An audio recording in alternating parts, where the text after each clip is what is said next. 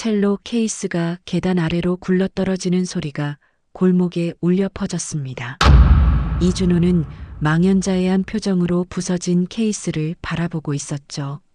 국립교향악단 최종 오디션까지 단 1시간, 그의 10년 꿈이 산산조각 나는 순간이었습니다. 어떻게 이런 일이? 준호는 떨리는 손으로 케이스를 열었어요.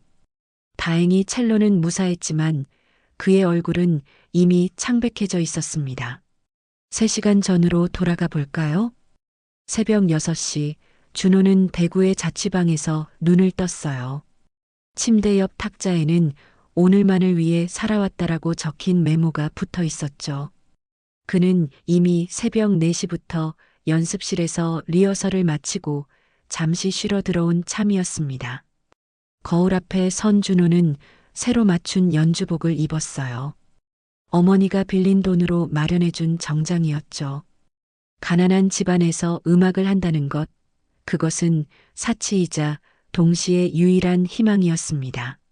아들아, 오늘이 우리 가족의 운명이 바뀌는 날이 될 거야. 어젯밤 어머니의 전화 목소리가 귓가에 맴돌았어요.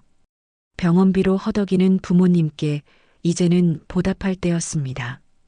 준호는 첼로 케이스를 들고 집을 나섰죠.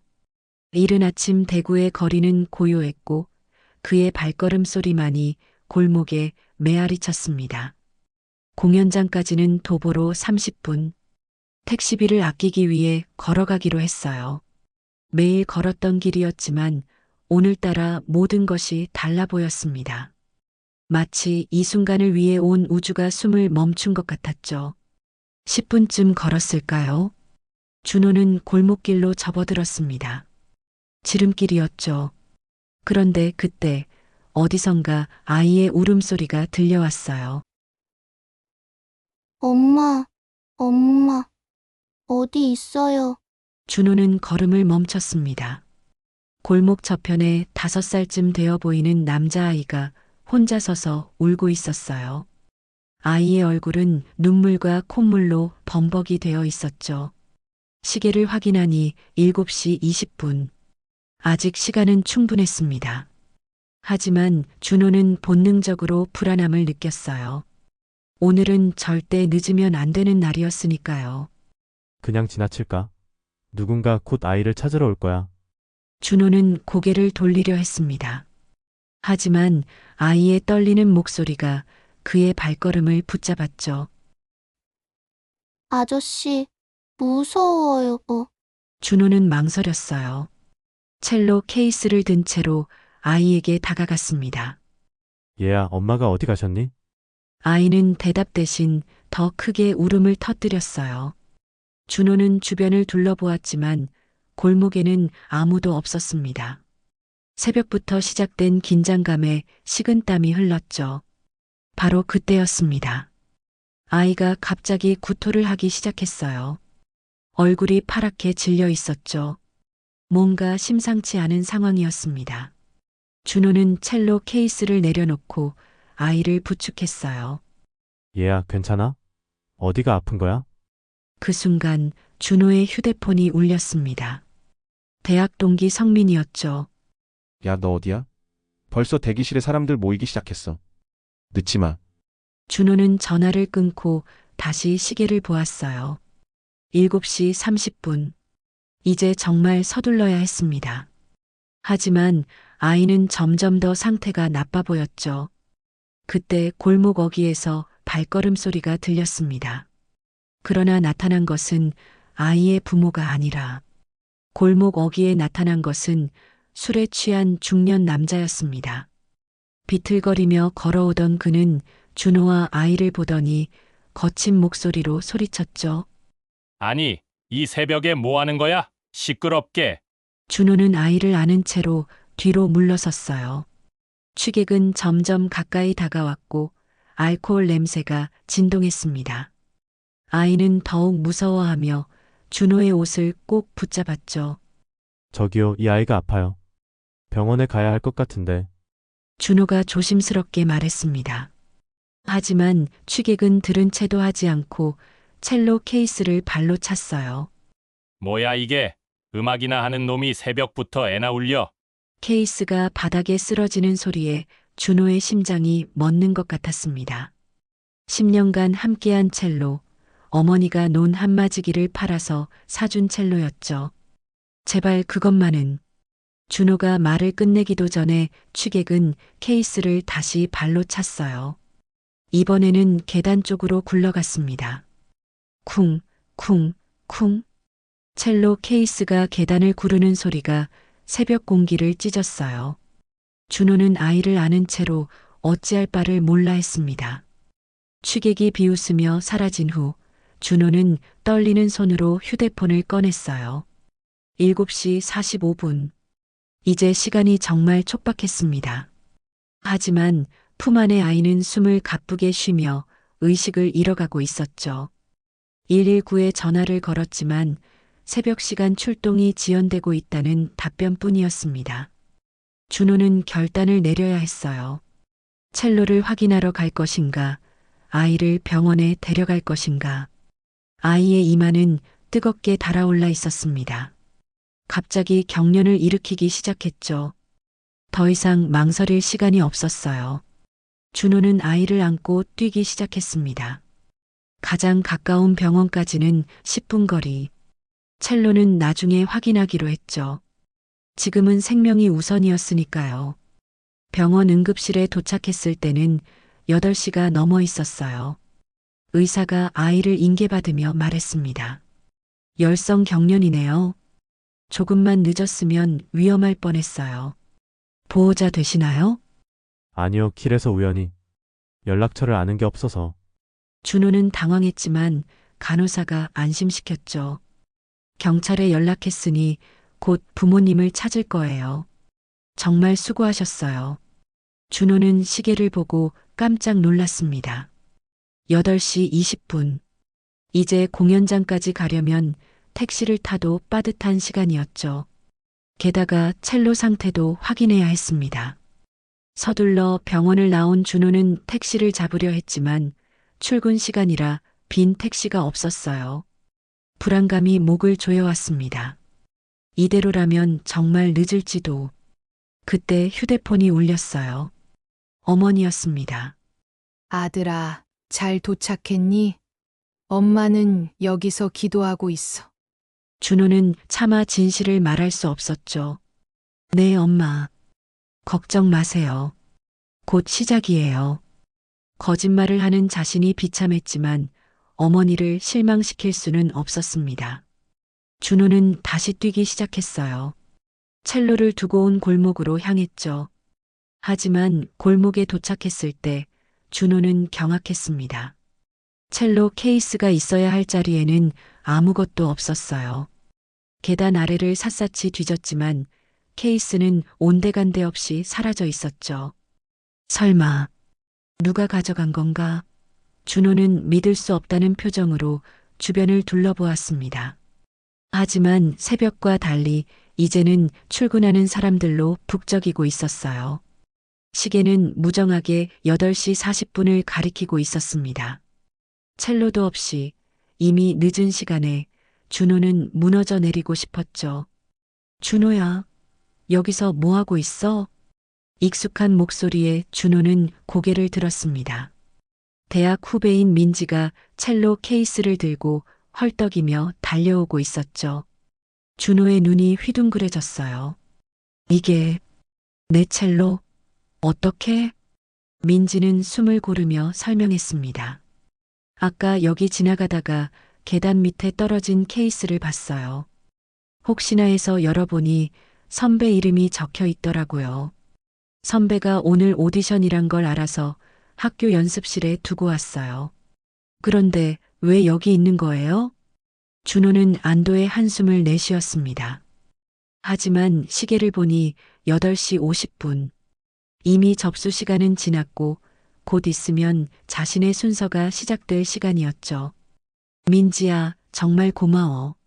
근데 나 늦었어. 이미 늦었어.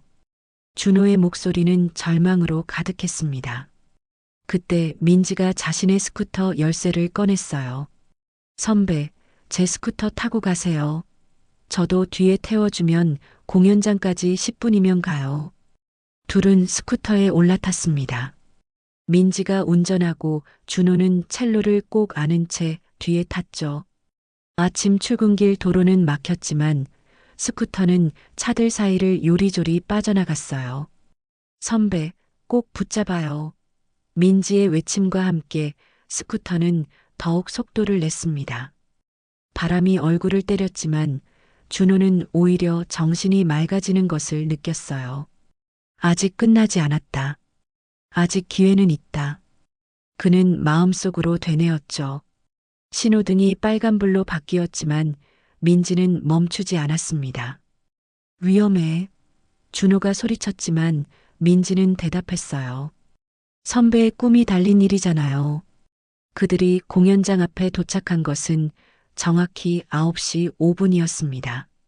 준호는 스쿠터에서 뛰어내리며 민지에게 고개를 숙였죠. 정말 고마워. 평생 은혜 잊지 않을게. 선배 가서 최고의 연주하세요. 민지의 응원을 뒤로하고 준호는 공연장으로 뛰어들었습니다. 로비를 가로질러 엘리베이터로 향했지만 이미 문이 닫히고 있었어요. 준호는 계단을 선택했습니다. 첼로를 든 채로 3층까지 단숨에 뛰어 올랐죠. 대기실 문을 열고 들어서자 모든 시선이 준호에게 쏠렸습니다. 진행요원이 인상을 찌푸리며 다가왔어요. 이준호 씨? 이미 호명을 3번이나 했습니다. 규정상 실격 처리를. 그때 대기실 안쪽에서 누군가 일어섰습니다. 백발의 노신사였죠. 그는 지휘봉을 든 채로 준호를 바라보고 있었어요. 잠깐, 이 청년의 이야기를 들어보고 싶네. 노신사의 목소리는 차분했지만 권위가 있었습니다. 준호는 그제야 그가 누구인지 알아차렸어요. 국립교향악단의 상임지휘자 박인수 마에스트로였죠. 전설적인 지휘자 앞에서 준호는 할 말을 잃었습니다. 왜 늦었는지 설명해보게. 단 거짓말은 용납하지 않을 걸세. 준호는 심호흡을 하고 입을 열었습니다. 길에서 아픈 아이를 만났습니다.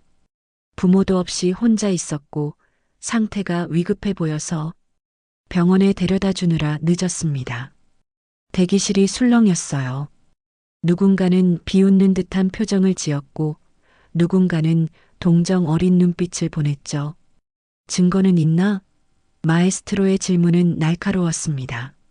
준호는 주머니에서 휴대폰을 꺼냈어요. 방금 전 병원에서 온 문자를 보여드렸죠. 아이 부모님을 찾았다는 내용과 함께 감사 인사가 적혀 있었습니다. 마에스트로는 문자를 읽고 고개를 끄덕였어요. 그리고 의외의 말을 했습니다. 음악가는 기술자이기 전에 인간이어야 하네. 자네의 선택이 옳았는지 그른지는 연주로 증명하게. 특별히 기회를 주겠네. 하지만 다른 심사위원이 반대했습니다. 규정은 규정입니다. 형평성을 생각하면. 그 순간 놀라운 일이 일어났습니다. 대기실에 있던 다른 참가자 하나가 손을 들었어요. 저는 괜찮습니다. 이준호 씨에게 기회를 주세요. 그것은 시작에 불과했습니다. 하나둘씩 다른 참가자들도 동의했죠. 심지어 라이벌인 성민까지도 고개를 끄덕였어요. 마에스트로가 준호를 무대로 안내했습니다. 어둠 속에서 한 줄기 조명이 무대 중앙을 비추고 있었죠. 준호는 떨리는 다리로 그 빛을 향해 걸어갔어요. 자네에게 주어진 시간은 정확히 10분이네. 준비된 곡 중 가장 자신 있는 것을 연주하게. 준호는 의자에 앉아 첼로를 세웠습니다. 그런데 활을 잡으려는 순간 그의 손이 멈췄어요. 케이스가 계단에서 구를 때 활이 손상된 것을 발견한 거죠. 활털 절반이 끊어져 늘어져 있었습니다. 객석에서 작은 탄식이 흘러나왔어요. 심사위원들도 당황한 기색이었죠. 활이 손상된 상태로는 제대로 된 연주가 불가능했으니까요. 이런, 예비 활이 있나? 마에스트로가 스태프에게 물었지만 대답은 부정적이었습니다. 준호는 눈을 감았어요. 여기까지인가? 모든 것이 끝났구나. 그때 갑자기 아침에 만났던 아이의 얼굴이 떠올랐죠. 그 작은 손이 자신의 옷을 꼭 잡고 있던 순간이 생생했습니다. 잠시만요. 준호가 입을 열었어요. 이대로 연주하겠습니다. 무대가 술렁였습니다. 손상된 활로 어떻게 연주를 한다는 것인지 모두가 의아해했죠. 준호는 남은 활터를 정리하고 송진을 정성스레 발랐어요. 그리고 심호흡을 한 후 바흐의 무반주 첼로 모음곡 1번을 연주하기 시작했습니다. 첫 음이 울려 퍼지는 순간 객석은 숨을 멈췄어요. 활의 상태 때문에 음색은 거칠었지만 그 안에는 뭔가 다른 것이 있었습니다. 날것의 감정, 절박함, 그리고 진실함이었죠. 준호는 연주하며 생각했습니다. 완벽한 기술로 감동을 줄 수는 없을지 모른다. 하지만 적어도 진심은 전할 수 있을 거야. 끊어진 활털이 연주를 방해했지만 준호는 오히려 그것을 음악의 일부로 만들었어요. 거친 음색이 바흐의 깊은 슬픔을 더욱 절절하게 표현했죠. 연주가 계속될수록 객석의 분위기가 바뀌기 시작했습니다. 누군가는 손수건을 꺼내 눈가를 닦았고 누군가는 주먹을 꽉 쥐고 있었어요. 마에스트로의 표정도 점차 부드러워졌습니다. 그는 준호의 연주에서 기술 이상의 무언가를 느끼고 있었죠. 음악이 단순한 소리의 나열이 아니라 영혼의 대화임을 보여주고 있었으니까요. 하지만 클라이맥스에 다다랐을 때 최악의 상황이 벌어졌습니다. 활털이 완전히 끊어져 버린 거예요. 준호의 손에는 거의 막대기만 남았죠. 객석에서 안타까운 탄식이 흘러나왔습니다. 이제는 정말 연주를 계속할 수 없는 상황이었어요. 준호는 잠시 멈췄습니다. 하지만 포기하는 대신 그는 놀라운 선택을 했죠. 활을 내려놓고 손가락으로 현을 뜯기 시작한 거예요. 피치카토 주법으로 남은 부분을 연주하기로 한 것입니다. 본래 활로 연주해야 할 부분을 손가락으로 연주하는 것은 무모한 시도였어요. 하지만 준호의 손가락은 정확하고 힘있게 현을 뜯었습니다.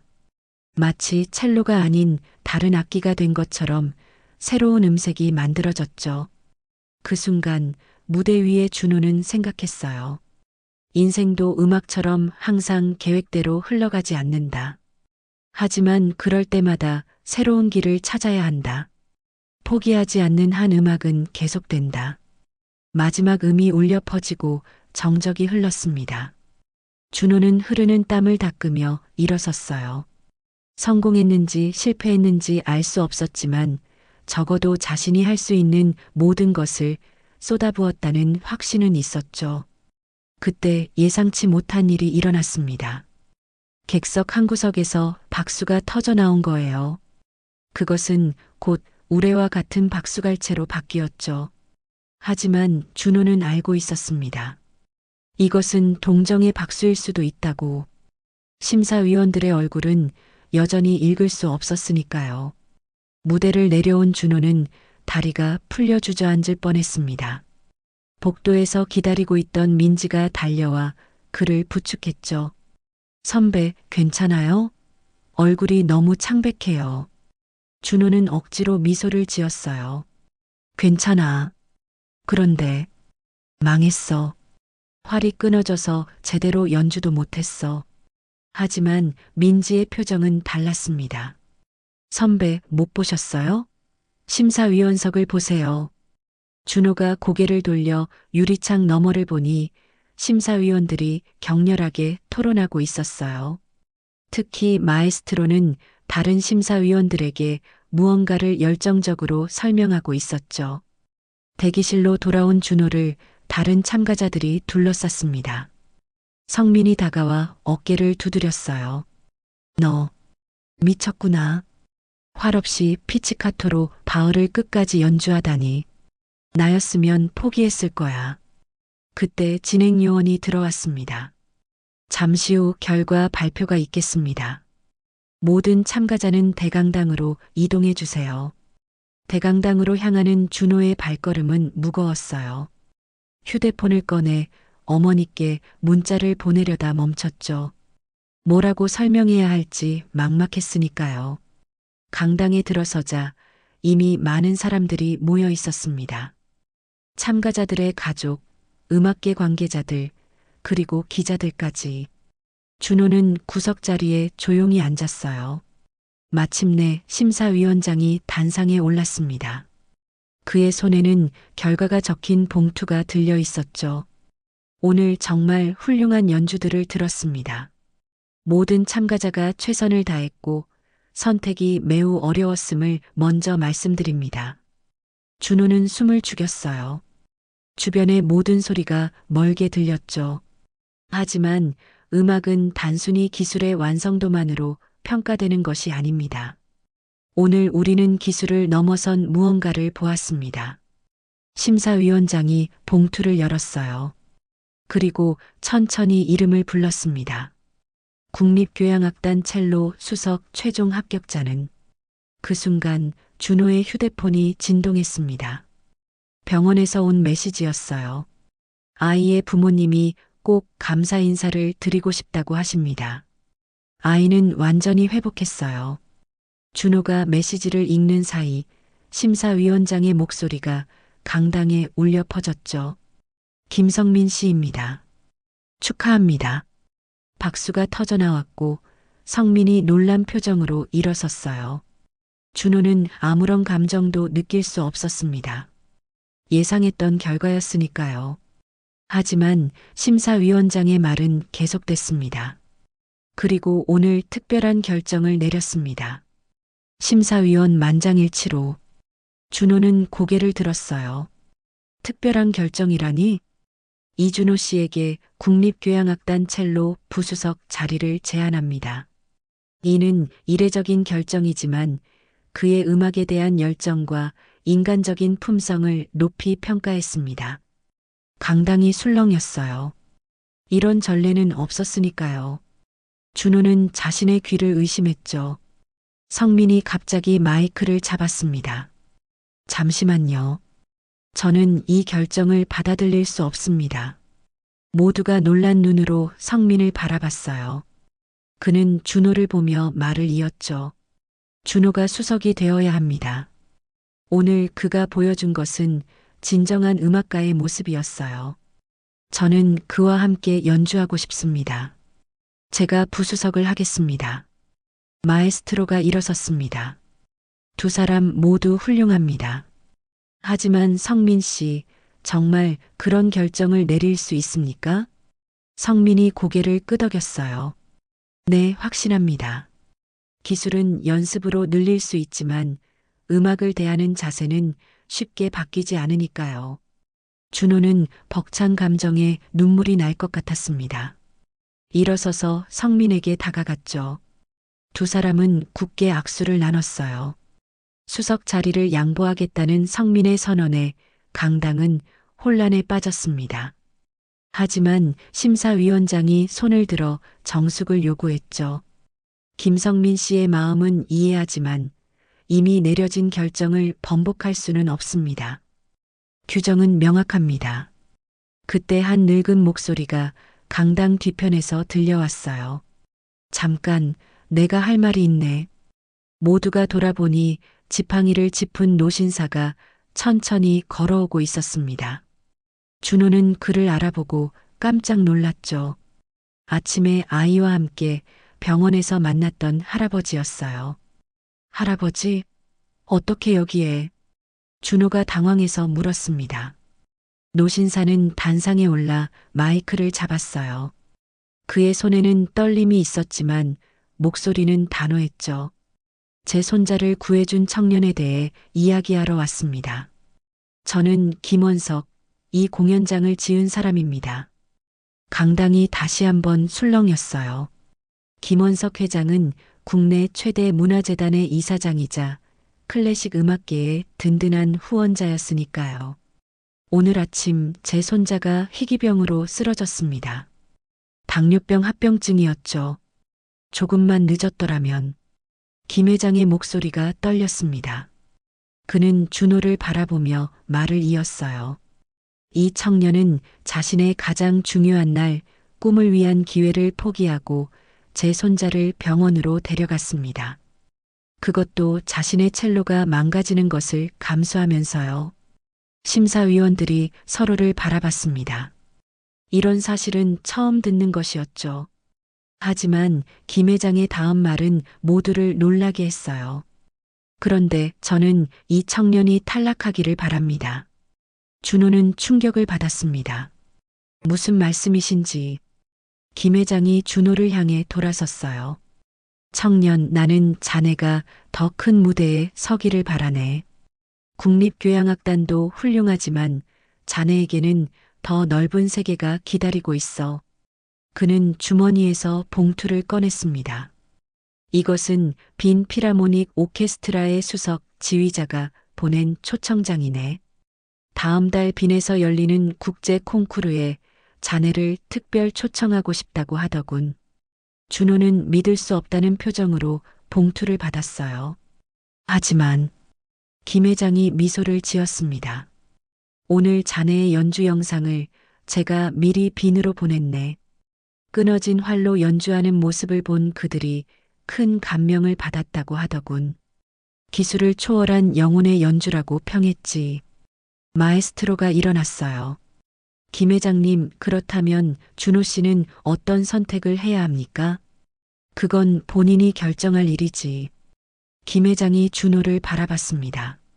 안정적인 자리를 택할 것인가, 아니면 더 큰 도전을 할 것인가. 하지만 한 가지는 분명하네. 자네에게는 그럴 자격이 있어. 준호는 떨리는 손으로 초청장을 펼쳤어요. 정말로 빈 피라모닉의 공식 도장이 찍혀 있었죠. 하지만 그의 마음은 복잡했습니다. 저는 가족을 위해 음악을 시작했습니다. 부모님께 안정적인 삶을 드리고 싶었어요. 빈으로 가면 그게 가능할지. 그때 준호의 휴대폰이 울렸습니다. 어머니였어요. 준호는 잠시 망설이다 전화를 받았죠. 엄마, 사실은. 아들아, 방송으로 다 보고 있어. 어머니의 목소리는 의외로 차분했습니다. 내가 어떤 선택을 하든 엄마는 자랑스러워. 우리를 위해서가 아니라 내 음악을 위해 결정해. 준호의 눈에서 눈물이 흘렀어요. 하지만 엄마, 병원비가. 그건 걱정하지 마. 내가 오늘 보여준 모습이 엄마에게는 무엇보다 큰 선물이야. 돈보다 중요한 게 있다는 걸 내가 가르쳐 줬잖니. 전화를 끄는 준호는 깊은 숨을 들이쉬었습니다. 그리고 단상을 향해 걸어갔죠. 모든 시선이 그에게 집중됐어요. 결정하셨습니까? 마에스트로가 물었습니다. 준호는 고개를 들었어요. 그의 눈에는 더 이상 망설임이 없었죠. 준호는 단상 위에서 깊은 숨을 들이쉬었습니다. 강당 안의 모든 시선이 그에게 쏠려 있었죠. 저는 국립교향악단의 제안을 감사히 받겠습니다. 김원석 회장의 눈썹이 올라갔어요. 빈의 기회를 포기한다는 말인가? 준호는 고개를 저었습니다. 아닙니다. 하지만 저는 먼저 이곳에서 배우고 싶습니다. 빈은 제가 준비가 되었을 때 가고 싶어요. 지금의 저는 아직 부족합니다. 성민이 놀란 표정으로 준호를 바라봤죠. 너 정말 미쳤구나. 이런 기회가 다시 올 것 같아? 그때 마에스트로가 입을 열었어요. 현명한 선택이네. 재능만으로는 빈에서 살아남을 수 없어. 경험이 필요하지. 김 회장이 천천히 고개를 끄덕였습니다. 흥미롭군. 그렇다면 제안을 하나 더 하지. 1년 후 자네가 충분히 성장했다고 판단되면 내가 다시 빈으로 연결해 주겠네. 준호의 눈이 반짝였어요. 정말입니까? 단 조건이 있네. 김 회장의 표정이 진지해졌죠. 매달 우리 재단에서 운영하는 소외계층 아이들을 위한 음악교실에서 봉사해야 해. 자네가 오늘 보여준 그 마음을 아이들과 나누길 바라네. 준호는 망설임 없이 대답했습니다. 기꺼이 하겠습니다. 오히려 제가 배울 것이 더 많을 것 같아요. 2달 후, 준호는 국립교향악단의 연습실에서 첫 합주를 하고 있었습니다. 성민이 수석 자리에서, 준호가 부수석 자리에서 나란히 앉아 있었죠. 쉬는 시간, 성민이 다가왔어요. 있잖아. 그날 왜 내가 수석을 양보하려 했는지 알아? 준호가 고개를 가스로 기울이자 성민이 계속 말했습니다. 너처럼 연주하고 싶었거든. 기술이 아니라 마음으로 하는 연주 말이야. 두 사람은 미소를 나눴어요. 경쟁자에서 동료로 이제는 친구가 되어가고 있었죠. 그날 오후 준호는 김원석 재단의 음악교실로 향했습니다. 낡은 건물 2층에서 아이들이 기다리고 있었어요. 선생님이 첼로 가져오셨어요? 한 아이가 반짝이는 눈으로 물었습니다. 준호는 케이스를 열었어요. 새로 수리한 첼로가 빛나고 있었죠. 그리고 그 옆에는 그날의 끊어진 활도 함께 보관되어 있었습니다. 이 활 좀 봐. 끊어져 있지? 준호가 활을 들어 보였어요. 하지만 이 활로도 음악을 할 수 있었어. 중요한 건 악기가 아니라 마음이거든. 아이들은 신기한 듯 활을 만져보았습니다. 준호는 첼로를 들고 간단한 멜로디를 연주했죠. 아이들의 얼굴에 미소가 번졌어요. 저도 첼로 배우고 싶어요. 한 소녀가 외쳤습니다. 그래, 같이 해보자. 음악은 누구나 할 수 있어. 준호가 따뜻하게 대답했어요. 수업이 끝난 후 준호는 옥상에 올라갔습니다. 석양이 도시를 붉게 물들이고 있었죠. 휴대폰이 울렸어요. 민지였습니다. 선배, 오늘 첫 수업 어땠어요? 정말 좋았어. 애들이 너무 예뻐서. 근데 민지야, 그날 정말 고마웠어. 민지가 웃으며 대답했어요. 선배도 누군가를 도왔잖아요. 그게 돌고 도는 거예요. 준호는 하늘을 바라보며 생각했습니다. 그날 아침, 만약 그 아이를 그냥 지나쳤다면 지금의 자신은 없었을 거라고. 때로는 돌아가는 길이 더 빠른 지름길이 되기도 한다는 것을요. 1년이 금세 지나갔습니다. 준호는 국립교향악단에서 최고의 찬사를 받는 연주자가 되었고 음악교실의 아이들은 제법 연주를 할 수 있게 되었죠. 그리고 약속대로 김원석 회장으로부터 연락이 왔습니다. 준호 씨, 이제 준비가 된 것 같네. 빈에서 자네를 기다리고 있다더군. 준호는 연습실 창밖을 바라보았어요. 1년 전 그날의 자신과는 확실히 달라져 있었죠. 이제는 두렵지 않았습니다. 다음 주 준호는 비행 비행기에 올랐어요. 손에는 새 첼로 케이스와 함께 그날의 끊어진 활이 들려 있었죠. 부적처럼 그리고 초심을 잊지 않기 위해서요. 빈 공항에 도착한 준호는 낯선 언어와 풍경에 잠시 압도됐습니다. 하지만 가슴속에는 설렘이 가득했죠. 택시를 타고 숙소로 향하는 길, 창밖으로 음악의 도시가 펼쳐졌어요. 다음 날 아침, 준호는 빈 피라모닉 홀 앞에 섰습니다.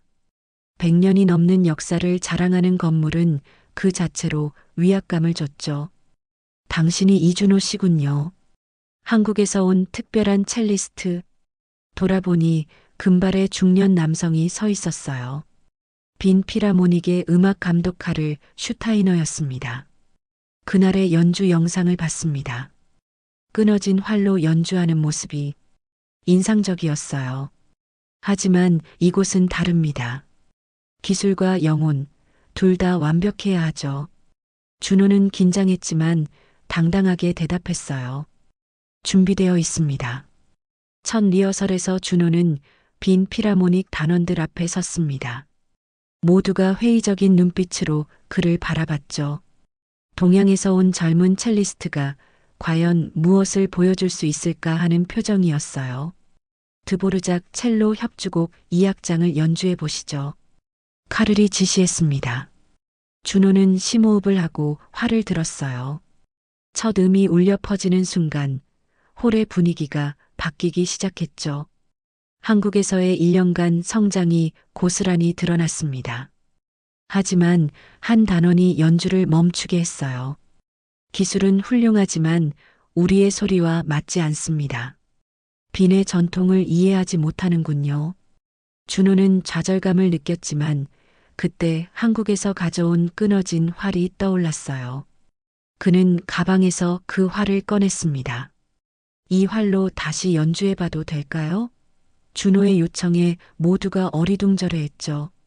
준호는 끊어진 활로 연주를 시작했어요. 완벽하지 않은 소리였지만 그 안에는 진정성이 있었습니다. 음악이 단순한 기술이 아니라 이야기임을 보여주고 있었죠. 연주가 끝나자 잠시 정적이 흘렀어요. 그리고 한 나이 든 단원이 입을 열었습니다. 이상하군요. 불완전한 소리인데 마음을 울립니다.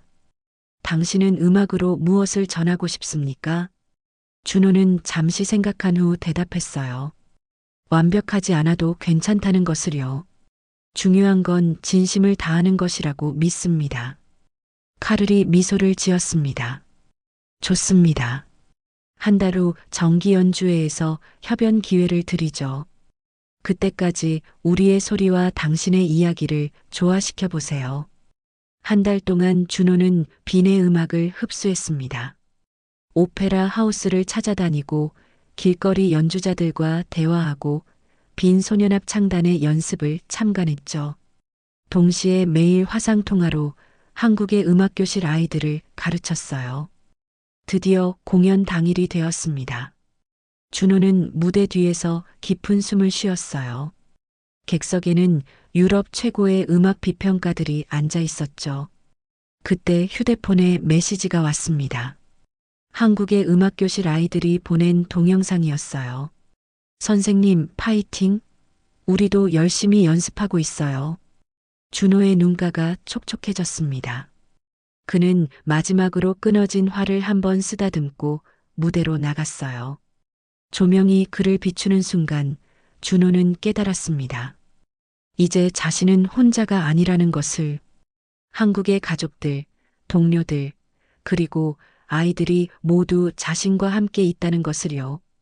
오케스트라의 전주가 시작되었습니다. 준호는 활을 들었어요. 이번에는 새 활이었지만 그의 마음속에는 여전히 그날의 기억이 살아있었죠. 첫 음이 울려 퍼지는 순간 홀 전체가 숨을 멈췄습니다. 준호의 첼로는 노래하고 있었어요. 한국의 정서와 빈의 전통이 만나 새로운 하모니를 만들어냈죠. 클라이맥스 부분에서 준호는 눈을 감았습니다. 그리고 마음속으로 생각했어요. 이 음악을 그날 아침의 아이에게, 부모님께, 그리고 모든 이들에게 바칩니다. 마지막 음이 사라지고 긴 침묵이 흘렀습니다. 그리고 천둥 같은 박수갈채가 터져 나왔어요. 객석에서 사람들이 하나둘 일어서기 시작했죠. 스탠딩 오베이션이었습니다. 무대 뒤로 돌아온 준호에게 카를이 다가왔어요. 축하합니다. 당신은 오늘 증명했어요. 음악에는 국경이 없다는 것을요. 준호는 감격에 겨워 말을 잇지 못했습니다. 그때 또 다른 인물이 다가왔어요. 빈 국립음악원의 학장이었죠. 준호 씨, 우리 학교에서 후학을 가르치실 생각은 없으신가요? 당신의 철학이 필요합니다. 준호는 미소를 지었어요. 감사합니다. 하지만 저는 한국으로 돌아가야 합니다. 그곳에 저를 기다리는 아이들이 있거든요. 대신 매년 여름 이곳에 와서 마스터 클래스를 열고 싶습니다. 1년 후 서울의 한 공연장. 준호는 자신이 가르친 아이들과 함께 무대에 서 있었습니다. 객석에는 부모님, 성민, 민지, 그리고 김원석 회장이 앉아 있었죠. 오늘은 특별한 날입니다. 준호가 마이크를 잡았어요. 1년 전 제가 배운 교훈을 이 아이들과 나누고 싶습니다. 때로는 넘어져도, 활이 끊어져도 음악은 계속됩니다. 아이들과 함께하는 합주가 시작되었습니다. 서툴지만 진심이 담긴 연주였죠. 준호는 그들 사이에서 행복하게 웃고 있었어요. 공연이 끝난 후 한 아이가 준호에게 달려왔습니다. 선생님, 저도 나중에 선생님처럼 되고 싶어요. 준호는 아이의 머리를 쓰다듬었어요. 그래, 하지만 나보다 더 멋진 사람이 되렴. 그리고 기억해. 음악은 혼자 하는 게 아니라 함께 하는 거야. 석양이 지는 하늘 아래 준호는 끊어진 활을 바라보며 미소 지었습니다. 그날의 선택이 만들어낸 기적 같은 여정. 이제 그는 알고 있었죠. 진정한 성공은 높은 곳에 오르는 것이 아니라 많은 사람과 함께 걸어가는 것이라는 것을요. 무대 뒤의 선율은 계속 울려 퍼질 것입니다. 준호가 있는 곳에서, 그리고 그가 가르친 아이들이 있는 곳에서 영원히 말이죠.